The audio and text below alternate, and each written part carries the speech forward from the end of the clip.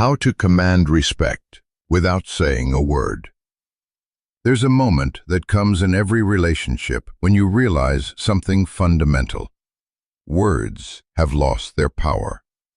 You've explained yourself, you've set boundaries, you've communicated your needs, and nothing has changed.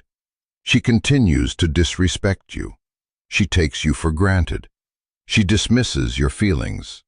She violates your boundaries.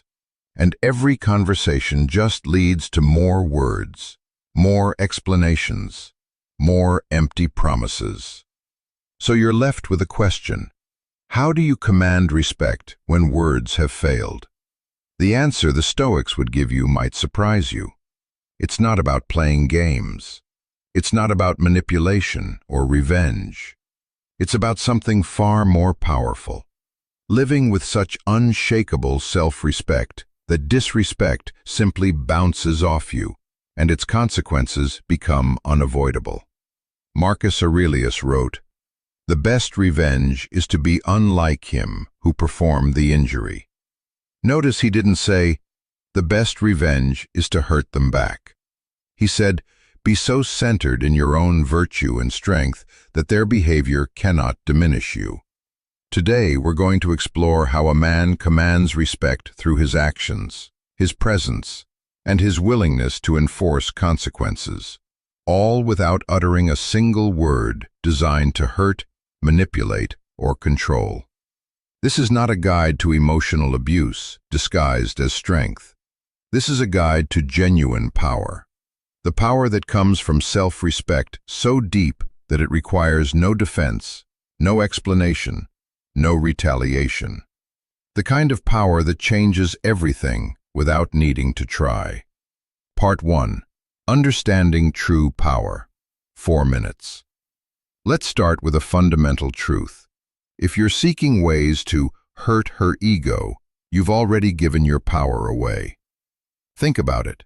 You're so affected by her behavior that you want to cause her pain in return. You're reactive. You're seeking external validation of your worth by making her feel bad. You're trying to control her emotions because you cannot control your own. That's not strength. That's weakness disguised as strategy. Epictetus taught, "He is a wise man who does not grieve for the things which he has not, but rejoices for those which he has." A man with genuine power doesn't need to hurt anyone's ego. He doesn't think about it. He's too focused on living according to his own values and standards. But here's what does happen naturally when a man develops real strength. People who have been disrespecting him suddenly feel the consequences of their behavior, not because he's trying to hurt them, but because he's no longer tolerating disrespect. The difference is crucial. Trying to hurt someone's ego is manipulation. It's a game. It's seeking power over another person.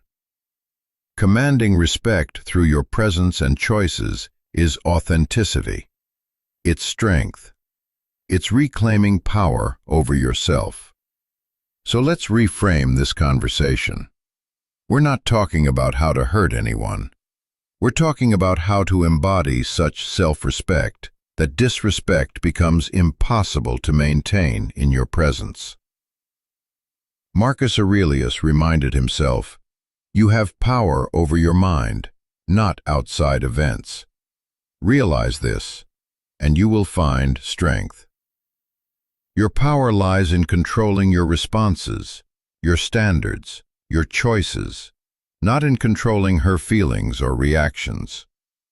When you understand this distinction, everything changes. Part 2. The Withdrawal of Attention. 5 minutes. The first and most powerful tool a man has is his attention. Most men don't realize how valuable their attention is. They give it freely, constantly, desperately. They're always available, always responsive, always trying to please. And when a woman takes this attention for granted, When she disrespects it, the man typically does one of two things. He either gives more attention to try to fix things, or he gives attention in the form of arguments and Both approaches fail, because both still give her exactly what she wants: your focus on her. The Stoic approach is different. It's withdrawal, not as punishment, not as manipulation, but as a natural consequence of your self-respect. When someone disrespects you, the natural response is to create distance, not to hurt them, but to protect yourself, not to play games, but to honor your own worth. Seneca wrote, "Associate with people who are likely to improve you. Welcome those whom you are capable of improving." The process is a mutual one. Men learn as they teach. Notice the implication. If someone is not improving you, if they're disrespecting you, why would you continue to give them your time and energy? Here's what this looks like in practice. She disrespects you. Instead of arguing, explaining, or trying to make her understand, you simply become less available. Not dramatically, not obviously, just less. You stop initiating conversations as frequently. You stop being the first to text. You stop planning dates. You stop trying to fix things. You redirect your attention to yourself, your goals, your growth, your peace. This isn't a game where you're counting hours or trying to make her jealous. This is a genuine shift in your priorities. You're no longer investing your valuable attention in someone who doesn't value it. And here's what happens. She notices. She might not notice immediately. She might not even be able to articulate what's different. But she feels it. The steady stream of your attention, your effort, your pursuit has changed. This creates a natural consequence. She's forced to confront the reality that her behavior has a cost. Not because you told her, not because you punished her, but because you simply adjusted your investment to match her level of respect. Epictetus said, "Make the best use of what is in your power, and take the rest as it happens." Your attention is in your power. How you invest your time and energy is in your power. Her response is not. Give your attention to where it's valued. Let her experience the natural consequence of devaluing it. This is not manipulation. This is self-respect. The weak man continues to beg for respect through words. The strong man withdraws his presence and lets actions speak. Part 3. The Power of Indifference. 4 minutes. There's a concept in Stoic philosophy called apatheia, often mistranslated as apathy, but actually meaning equanimity or freedom from destructive emotions. It means being unshaken by external events, neither overly elated by good fortune nor destroyed by misfortune. Maintaining your center regardless of circumstances. When a woman disrespects you, your emotional reaction gives her power. Your anger, your hurt, your need to explain yourself, all of it proves that she can affect you. Marcus Aurelius observed, "Choose not to be harmed, and you won't feel harmed. Don't feel harmed, and you haven't been." The most powerful thing you can do is become genuinely indifferent to her disrespect. Not fake indifference where you're pretending not to care while seething inside. Not performative indifference where you're trying to show her you don't care. Genuine indifference where you truly don't care, because you know your worth doesn't depend on her respect. This is advanced level strength. Most men never achieve it because it requires deep internal work. Here's what genuine indifference looks like. She tests you with disrespectful behavior. You don't react emotionally. You don't argue. You don't defend yourself. You simply observe it. Note that it doesn't meet your standards and adjust your behavior accordingly. She tries to get a reaction from you. You remain calm, centered, unmoved. She escalates, trying to provoke you. You remain in perfect control of yourself. This drives a certain type of woman absolutely crazy, because she's used to men either submitting to her disrespect or reacting emotionally to it. Your lack of reaction confuses the pattern. But here's the crucial point. You're not being indifferent to hurt her or manipulate her. You're being indifferent because you genuinely have better things to focus on than someone else's poor behavior. Seneca wrote, "We suffer more often in imagination than in reality." Most of your suffering in this situation comes from how much you care about her opinion, her behavior, her respect. When you stop caring, when you recognize that her behavior is her problem, not yours, the suffering ends. And ironically, this is often when respect begins to appear. Because people respect strength. They respect a man who cannot be shaken. They respect someone who knows his worth so deeply that external validation becomes unnecessary. But if respect doesn't come, so what? You're still better off. You've reclaimed your peace of mind. You've stopped giving your emotional power to someone who doesn't deserve it. Part 4. Becoming excellent. 5 minutes. Here's where we get to the real heart of Stoic wisdom. The best way to command respect without words is to become undeniably excellent. Not to prove anything to her, not to make her regret losing you, but because excellence is its own reward, and it naturally commands respect from everyone around you. Marcus Aurelius wrote, "Waste no more time arguing about what a good man should be. Be one." Stop trying to get respect. Become respectable. What does this mean in practice? It means taking all the energy you've been spending on relationship drama and redirecting it towards self-improvement. Your body, your career, your skills, your character, your mind, your finances, your purpose.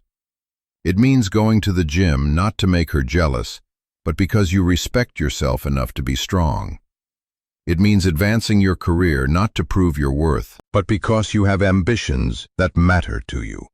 It means developing your skills, pursuing your interests, building your friendships, creating your life, not as a strategy to affect her, but as the natural expression of a man who values himself. Here's what happens when you do this. You become more attractive automatically, not just to her, but to everyone. Competence is attractive. Purpose is attractive. Self-respect is attractive. You become less needy. When you're building something meaningful, you don't have time to obsess over one person's opinion of you. You create abundance. When you're improving yourself, opportunities open up.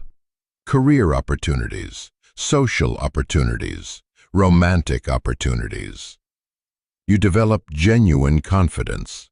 Not the fake confidence of bravado, but the real confidence that comes from knowing you're working to become your best self. And here's the irony. This approach often hurts her ego far more than any deliberate strategy could, because it forces her to confront the possibility that you don't need her, that you're thriving without her validation, that you have options. But that's not why you do it. That's just a side effect. You do it because Seneca was right. A gem cannot be polished without friction, nor a man perfected without trials. Use this situation as friction. Let it polish you. Let it drive you toward excellence. Every moment you spend trying to hurt her ego is a moment wasted. Every moment you spend improving yourself is an investment in your future. Epictetus taught, "Don't explain your philosophy, embody it." Don't tell her she should respect you. Don't argue about your value. Don't try to make her feel bad. Simply become so excellent that respect is the only rational response. And if she still doesn't respect you, then she's revealed herself as someone whose judgment means nothing. you've lost nothing of value. Via Part 5. The Ultimate Boundary. Walking Away. 5 minutes. Now we come to the most powerful action a man can take, the one that speaks louder than any words ever could, the willingness to walk away. Not as a threat, not as manipulation, but as the ultimate enforcement of your boundaries. Marcus Aurelius wrote, "Be like the promontory against which the waves continually break, but it stands firm and tames the fury of the water around it." There's a strength in being unmovable, but there's an even greater strength in knowing when to move. Specifically, when to move away from what doesn't serve you. Most men struggle here because they're afraid. Afraid of being alone. Afraid of losing the relationship. Afraid they won't find anyone else. Afraid of admitting they invested in the wrong person. These fears keep them trapped in disrespectful relationships, tolerating behavior that erodes their soul. The Stoic asks, "What are you so afraid of?" Seneca wrote, "We are more often frightened than hurt, and we suffer more in imagination than in reality." You imagine that leaving will be catastrophic, that you can't survive without this relationship, that you'll never find anyone else. These are stories, not facts. The truth is, you can survive. You will survive. And you deserve to be in a relationship built on mutual respect, not one where you're constantly fighting for basic dignity. Here's what walking away looks like from a Stoic perspective. You set clear boundaries. You communicate your standards once, clearly and calmly. Then you enforce them. If she continues to disrespect you after you've made your boundaries clear, you don't argue. You don't explain again. You don't threaten. You simply leave. Calmly. Peacefully. Permanently. Not to hurt her. Not to manipulate her into changing. But because you respect yourself too much to stay in a relationship where you're not respected. This is the most powerful communication possible. It says, "I value myself enough to walk away from what doesn't serve me." It says, "Your behavior has consequences, and I'm not afraid to enforce them." It says, "I would rather be alone with my dignity intact than partnered with my self-respect destroyed." And here's what often happens. This level of self-respect is so rare, so powerful, that it creates massive attraction. When she realizes you're genuinely willing to walk away, that you're not bluffing, that you actually value yourself more than you value her validation, everything shifts. Sometimes she changes, sometimes she doesn't. But here's what the Stoics understood. It doesn't matter. You're not walking away as a strategy to change her. You're walking away because it's the right thing to do for yourself. Epictetus said, "Freedom is the only worthy goal in life. It is won by disregarding things that lie beyond our control." Her respect is beyond your control. You cannot force it, manipulate it, or earn it through self-sacrifice. Your freedom, your dignity, your self-respect, these are within your control. Choose them, every time, without hesitation. Part 6. Living the Consequences. 4 minutes. Once you've implemented these principles, withdrawal of attention, genuine indifference, pursuit of excellence, willingness to walk away, you must let the consequences unfold naturally. This is where most men fail. They implement these strategies, but then they watch for her reaction. They hope for her change. They wait for her to come around. This defeats the entire purpose. Marcus Aurelius taught, "Do not disturb yourself by thinking of the whole of your life. Let not your thoughts at once embrace all the various troubles which you may expect to befall you. But on every occasion, ask yourself, what is there in this which is intolerable and past bearing?" In other words, focus on what you're doing right now, not on outcomes you cannot control. You've chosen to live with self-respect. Now live it fully, completely, without looking back. Don't check if she's noticing your absence. Don't monitor her social media. Don't fish for information through mutual friends. Don't orchestrate situations where she'll see how well you're doing. Live your life for yourself, period. If she reaches out, you respond with the same calm indifference. You're polite but unavailable. You're kind but busy. You've moved on emotionally, whether or not you've moved on physically. If she changes and genuinely respects you, you can reconsider from a position of strength, but you're not waiting for it. You're not banking on it. You've accepted that the relationship might be over, and you're at peace with that. Seneca observed, "True happiness is to enjoy the present without anxious dependence upon the future." Enjoy your present, your freedom, your growth, your peace, without anxious dependence on whether she'll eventually get it. The consequences of her behavior are hers to live with. You're busy living your best life. The man you become. We've talked about withdrawal of attention, genuine indifference, pursuit of excellence, and the willingness to walk away. But let's be clear about what we've really been discussing. Becoming a man of such deep self-respect that disrespect becomes intolerable. This is not about her. It never was. It's about you, who you are, what you tolerate, what you're building, where you're going. A man who understands his value doesn't need to hurt anyone's ego. He doesn't think in those terms. He's too busy living according to his principles. But as a natural consequence of his strength, disrespect tends to disappear from his life. Either people adjust their behavior, or they exit his life. Either way, he's better off. Marcus Aurelius reflected, "Very little is needed to make a happy life. It is all within yourself, in your way of thinking.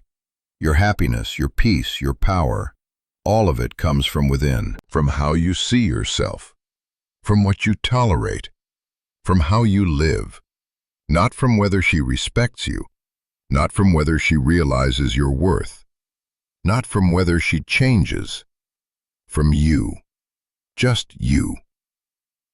Epictetus said, "He is a wise man who does not grieve for the things which he has not, but rejoices for those which he has." You have yourself, your integrity, your freedom, your potential, your future. That's everything. Don't waste another moment trying to hurt someone's ego or manipulate their emotions. That's beneath you. Instead, build yourself into someone so excellent, so centered, so at peace, that respect is simply expected and disrespect is quickly eliminated. Not through words, through presence, through standards, through action. The man who knows his worth doesn't need to announce it. Everyone can see it. The man who respects himself doesn't need to demand respect. It's automatically given. The man who is willing to walk away from disrespect is the man who rarely has to, because people sense his boundaries before they cross them. Become that man. Not to get revenge, not to hurt her ego, not to make her regret her behavior, but because that's who you're capable of being. That's the Stoic path. That's real strength. And once you find it, you'll wonder why you ever wasted time on anything less.